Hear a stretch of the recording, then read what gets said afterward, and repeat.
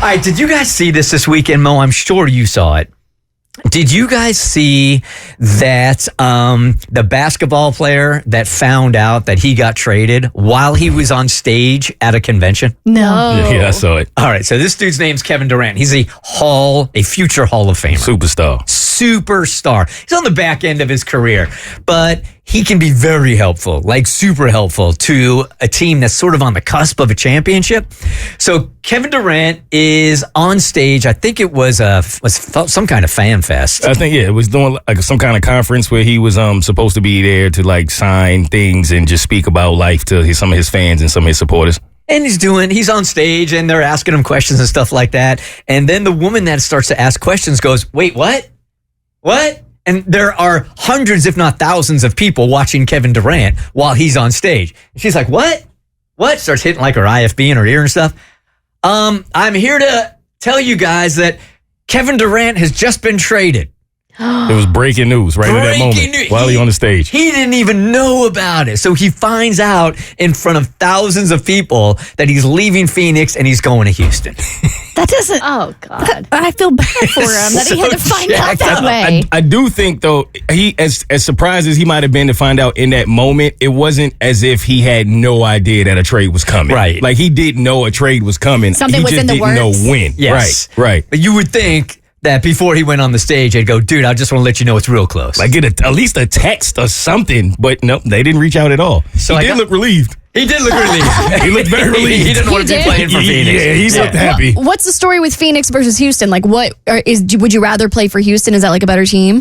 They're close. It's not too much better, but it's pretty close. And I think Houston wanted to go with the Kevin Durant because they're a little more comfortable with him, but they gave up some young superstars that people are not really happy about in Houston either. Houston feels like what I meant by close. They were close to like getting to a championship, and they thought he would be the one piece maybe that would get us over the top. Oh. So he finds out on stage. So I do a quick Google search, just wondering, like, what is the worst and most inappropriate way that you found out that you just got fired? Right? Okay.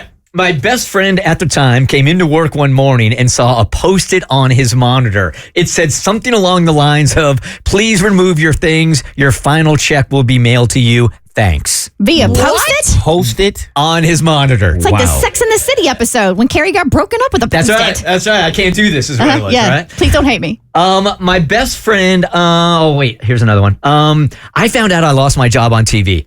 We all found out the same way. Hundreds of us. We turned on the morning news one morning to see that the entire company folded overnight. Nobody had any idea about it at all. Damn. Oh my gosh. Every month, our company held an ice cream party in our conference room, something we all look forward to every single month. So when they called the 5 o'clock meeting on Friday for the ice cream party, we're all like, woo, ice cream day! They get everybody in there to eat ice cream, and that's when they break it to them, hey, company's shutting down. Just get them ice cream. They'll be fine. I scream for a new job. That's it. And this one here was my favorite. So a guy is driving his employer's van. I guess it's one that has the logos on the side. I'm just going to make something up. It's a plumbing business, right?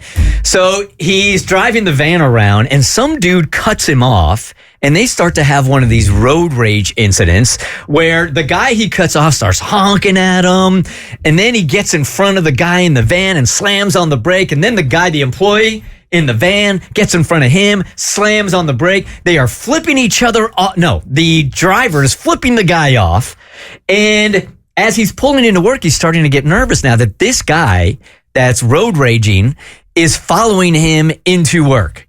So he gets into the work parking lot and he gets out of the van to confront the guy who obviously is really, really upset. And it turns out to be the owner of the company. He was trying to fire him.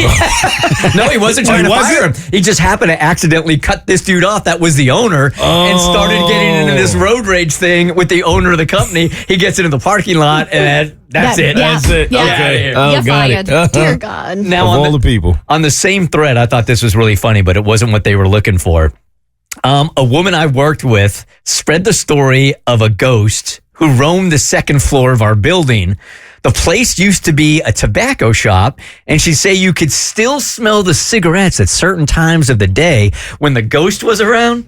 Turns out she was just sneaking off for a cigarette every 15 minutes and smoking inside the building. It took him over 10 years for her to get caught.